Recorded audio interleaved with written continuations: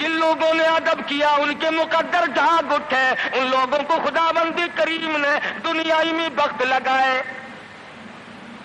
حضرت خالد بن ولید رضی اللہ تعالی عنہ، اطلاع دی گئی، خبر ملی کہ عیسائی سردار عیسائی بادشاہ 1.5 لاکھ کے قریب فوج لے کر مسلمانوں پہ حملہ کرنے کے لیے آیا ہے۔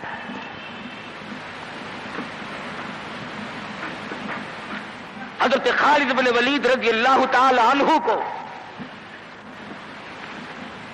50-60 آدمی دیے، جاؤ بادشاہ کی فوج کا اندازہ لگا کے آؤ، تخمینہ لگا کے آؤ، اسلحہ دیکھ کے آؤ، ان کی تعداد کا اندازہ لگاؤ وہ کتنے ہیں۔ حضرت خالد بن ولید رضی اللہ تعالی عنہ چند صحابہ کرام کو ساتھ لے کر کے پہنچے۔ عیسائی بادشاہ کو پتہ چلا، اس نے حضرت خالد بن ولید رضی اللہ تعالی عنہ کو بلایا اور کہنے لگا کہ دیکھو جنگ اچھی چیز نہیں ہے، ہم سے صلح کر لو، ہم سے صلح کر لو۔ حضرت خالد فرمانے لگے صلح میں دیر کیا ہے، قول لا الہ الا اللہ محمد الرسول اللہ صلی اللہ علیہ وسلم، کلمہ پڑھ، مسلمان بن جا، میرا بھائی بن جا، جنت کا حقدار بن جا، میرے نبی کا غلام بن جا، اللہ کی توحید کا ماننے والا بن جا، ابھی تمام باتوں میں صلح ہو جائے گی۔ وہ کہنے لگا بڑا جلدی کلمہ پڑھا ہے، جیسے میں اکیلا بیٹھا ہوں، تو نے میری فوج دیکھی ہے؟ 1.5-2 لاکھ فوج لے کے آیا ہوں، کھا جائے گی میری فوج تمہیں۔ کلمے پڑھا رہا ہے۔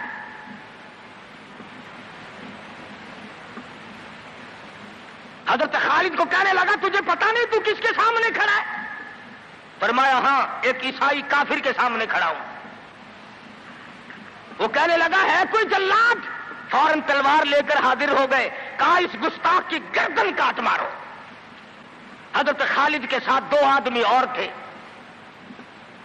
انہوں نے یہ نہیں کہا ہے جی اجی ہم تو یوں ہی بات کر رہے تھے جی، اجی آپ برہم ہو گئے، اجی حضور آپ ناراض ہو گئے۔ حضرت خالد نے یہ نہیں فرمایا کہ باہر والوں کو اطلاع کر دو، وہ 50-60 آدمی تو ہمارے ساتھ مل جائے۔ 2 ساتھیوں کو فرمایا اب ایک دوسرے کی طرف مت دیکھنا، تلوار نکال لو، انشاءاللہ حوض کوثر پہ ملاقات ہوگی۔ تین آدمی 1.5-2 لاکھ کے مقابلے میں ٹکرا گئے، یہ نہ سوچا کہ ہوگا کیا۔ حضرت خالد بن ولید رضی اللہ تعالیٰ عنہ اور 2 ساتھی اور تمام کافروں کی فوج میں گھر گئے، جنگ شروع ہو گئی۔ ابو عبیدہ بن جراح رضی اللہ تعالیٰ عنہ کے خام میں مدنی کریم صلی اللہ علیہ وسلم تشریف لائے، فرمایا ابو عبیدہ تو سویا ہوا ہے، میرا خالد گھیرے میں آ گیا۔ گھبرا کے اٹھے، شور مچایا، لوگوں جلدی کرو پہنچو، خالد گھیرے میں ہے۔ حضرت خالد کی بیوی ام تمیم سنتی ہے، کہنے لگی نہیں مجھے یقین نہیں آتا، میرا خالد گھیرے میں آنے والا نہیں، آ ہی نہیں سکتا۔ گھر میں کھڑی ہو کر چاروں طرف نظر مارتی ہے، دیکھتی کیا ہے؟ وہ ٹوپی جس میں امام الانبیاء محبوب کبریا حضرت محمد مصطفیٰ صلی اللہ تعالی علیہ وسلم کے منہ مبارک رکھے ہوئے تھے، وہ بھول آئے۔ ام تمیم کہتی ہے خالد تو ضرور گھیرے میں آ گیا، تیری ٹوپی یہاں رہ گئی۔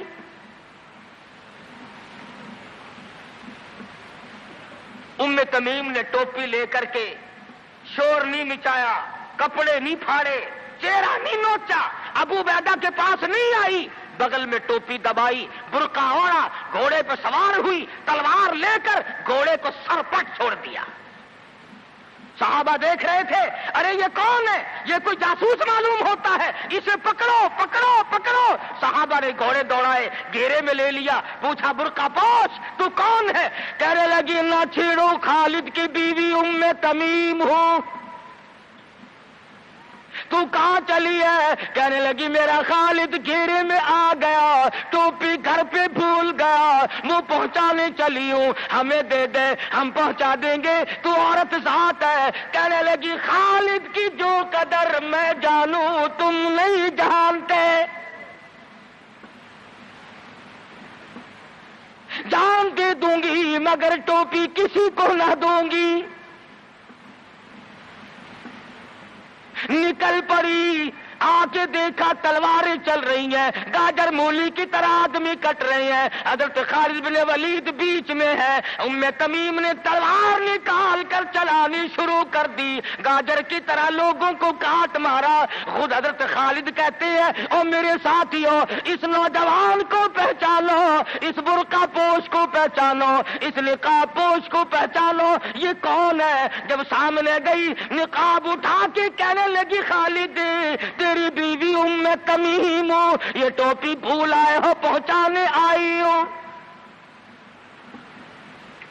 اور کراچی کے مسلمانوں تم نے کبھی سوچا نہیں خالد کے سر پہ نبی کی ٹوپی نہیں، جس میں نبی کے بال رکھے ہوئے تھے، وہ گھیرے میں آ گئے۔ آج تیرے پاس قرآن نہیں، تو گھیرے میں ہے۔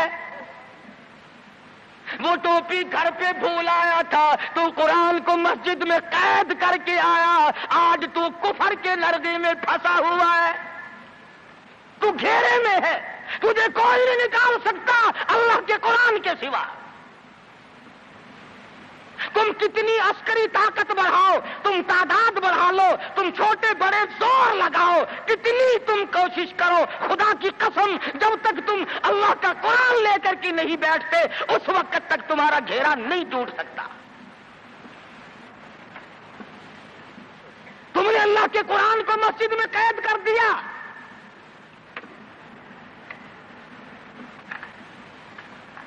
نہ اس کو عوام صدر میں جگہ دی، نہ مارکیٹ میں جگہ دی، نہ محلے میں جگہ دی، نہ برادری میں جگہ دی، نہ خاندان میں کوئی جگہ دی، تمام کو اکٹھا کر لو گے، اللہ کے قرآن کو پوچھنے والا کوئی نہیں۔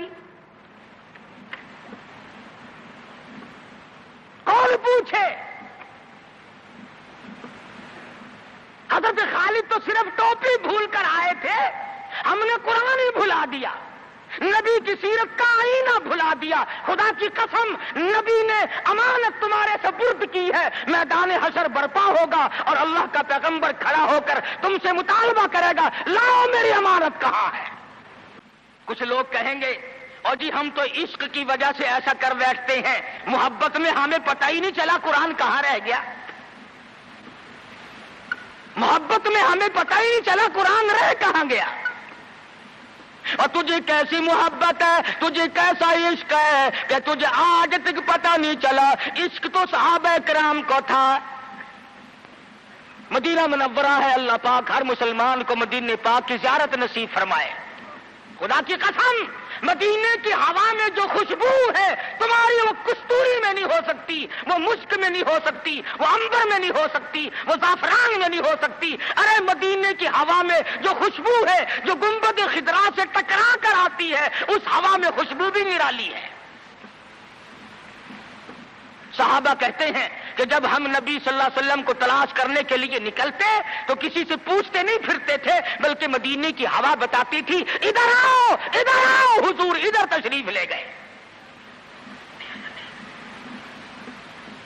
مدینہ منورہ میں ایک جنگ کی تیاری فرمائی، صحابہ اکرام کا لشکر تیار فرمایا حضور اکرم صلی اللہ علیہ وسلم نے۔ جمعے کا دن ہے، صبح کا وقت ہے، لشکر کو ساتھ لے کر کے تشریف لے گئے، 2-3 میل تک رخصت فرمانے کے لیے گئے، دعا کر کے واپس آ گئے، اللہ تمہیں کامیاب فرمائے۔ صحابی ہے حضور اکرم، سب کہہ دو صلی اللہ علیہ وسلم کا۔ آؤ عشق کی بات تمہیں بتاؤں،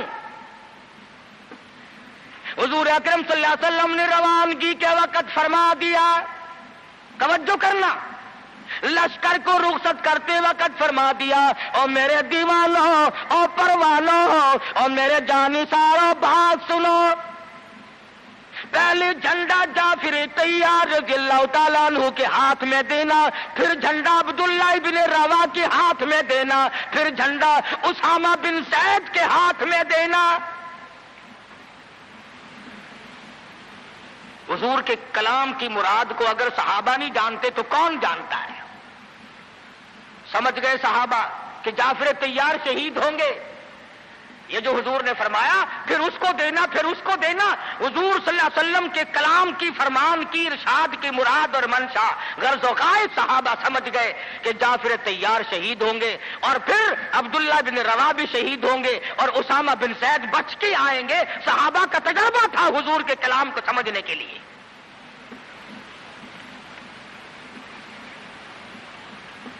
عبداللہ بن روا رضی اللہ تعالی عنہ نے سوچا کہ تسلی تو میری ہو گئی کہ میں شہید ہوں گا، اس جنگ میں واپس نہیں آؤں گا، مگر چلو جمعے کا دن ہے، سواری میری بڑی تیز ہے، میں آخری جمعہ سرکار دو عالم صلی اللہ علیہ وسلم کے پیچھے کیوں نہ پڑھوں اور جمعہ پڑھ کے جاؤں گا، ایک مرتبہ اور اپنے آقا کا دیدار کروں گا۔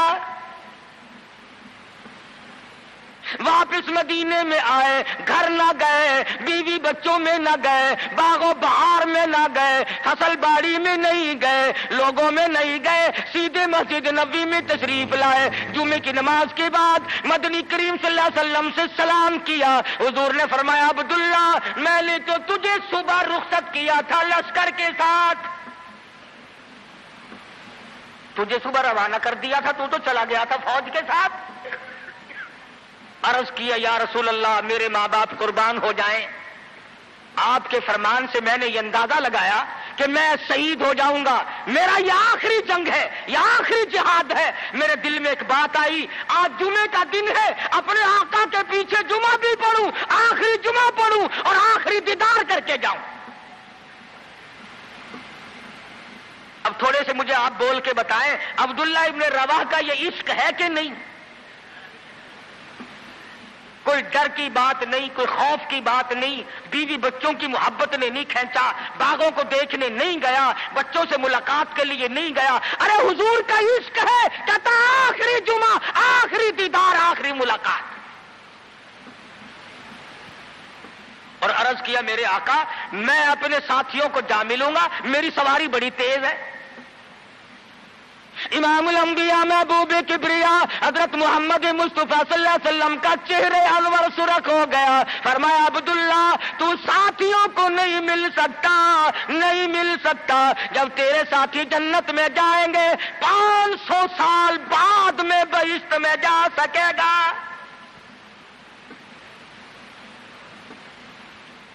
کیوں؟ اس لیے چاہے تم عشق کے تحت آئے، محبت کی وجہ سے آئے، جذبے کی وجہ سے آئے، جمعے کے لیے آئے، میرے دیدار کے لیے آئے، میری ملاقات کے لیے آئے، جب میں نے رخصت کر دیا تھا میرے حکم میں تاخیر کیوں کی؟ پتہ چلا عشق بھی وہ مقبول ہے جو حضور کی غلامی کے اندر اندر ہو۔ غلامی سے باہر جو عشق ہے وہ عشق نہیں، وہ فریب ہے، وہ دجل ہے۔ آج آپ دیکھ لیں، نام دیکھو، شکل دیکھو، نام ہوگا عاشق رسول اور شکل دیکھو تو خدا کی قسم بالکل ایسا معلوم ہوگا جیسے اندرا کا بھتیجا ہو۔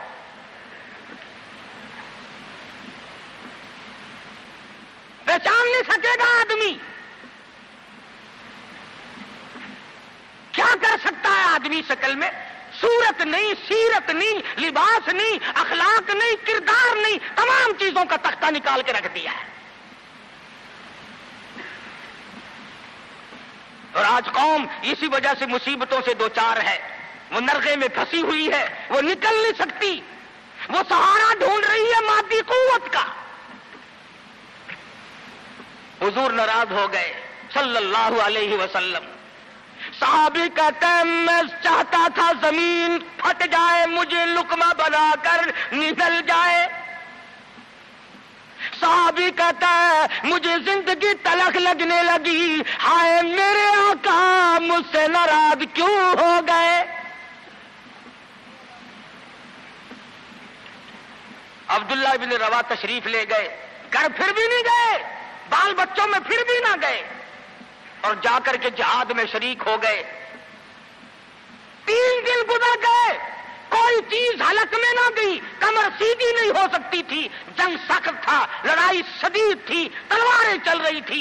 عبداللہ بن روا فرماتے ہیں مجھے بھوک لگی، سیدھا کھڑا نہیں ہو سکتا تھا، مجھے یاد آیا میرے تھیلے میں گوشت کے خشک ٹکڑے موجود ہیں، میں ان کو منہ میں لے کر ذرا چوسنے لگا، مجھے مدینے کا باغ یاد آیا، مجھے بیوی یاد آئی، مجھے اولاد یاد آئی۔ اے نبی کے دیوانے کا طرز زندگی دیکھ۔ صحابی کہتا ہے میں نے انگلی حلق میں ڈال کر وہ بوٹی باہر نکال دی، کہا اچھا میں تجھے کچھ کھانے کے لیے دینے لگا ہوں تو یہاں بیٹھ کر گھر یاد آیا، کھڑے ہو گئے اور فرمانے لگی اور میری بیوی اور تمہیں طلاق ہو، اور میرے باغ بہار جاؤ، اسلام کے لیے وقف ہو تم آج کے بعد میرے نہیں۔ کسی نے پوچھا کیا کہہ رہے ہو؟ فرمایا ہاں ہاں، نقشہ سامنے کیوں آیا؟ آخری وقت میں دنیا کا نقشہ میری آنکھوں میں کیوں کھینچا؟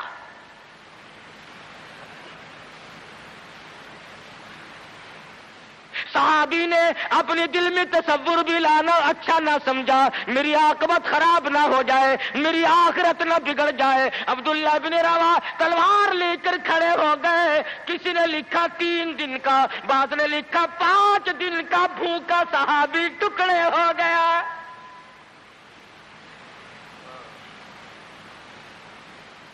یہ تھا عشق جسے عشق کہا جاتا ہے، لیکن حضور کی اندازہ لگاؤ حکم میں تاخیر کی وجہ سے 500 سال بعد کو بہشت میں جا سکے گا، اور جنہوں نے حضور کے احکام کو سرے سے ٹھکرا دیا، سرے سے ماننا ہی نہیں، انکار کر دیا، اب یہ فیصلہ تم کرو، اب یہ فتویٰ تم دو کہ وہ جنت میں کب جائیں گے۔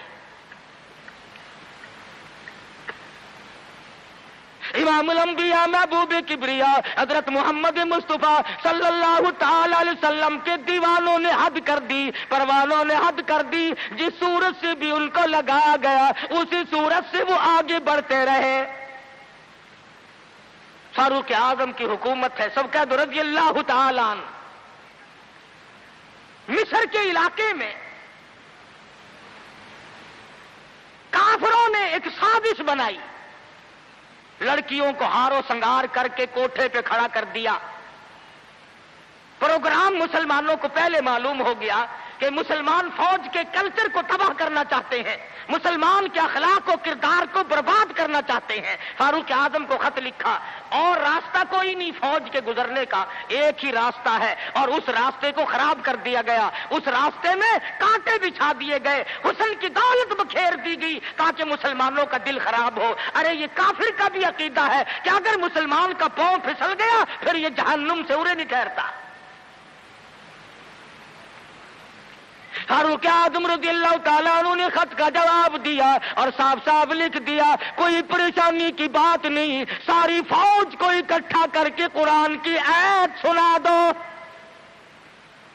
ساری فوج کو اکٹھا کر کے قرآن سناؤ۔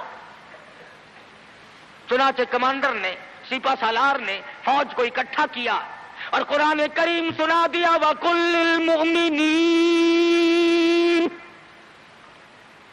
يَغُضُّوا مِنْ أَبْصَارِكُمْ وَيَحْفَظُوا فُرُوجَكُمْ ذَلِكُمْ أَزْكَىٰ لَكُمْ إِنَّ اللَّهَ خَبِيرٌ بِمَا يَصْنَعُونَ۔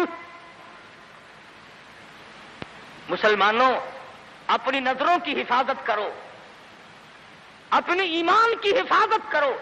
اگر تم کنکھی آنکھوں سے بھی دیکھو گے خدا تمہاری ساتھ ہے، وہ تمہاری تمام حرکتوں کو دیکھتا ہے۔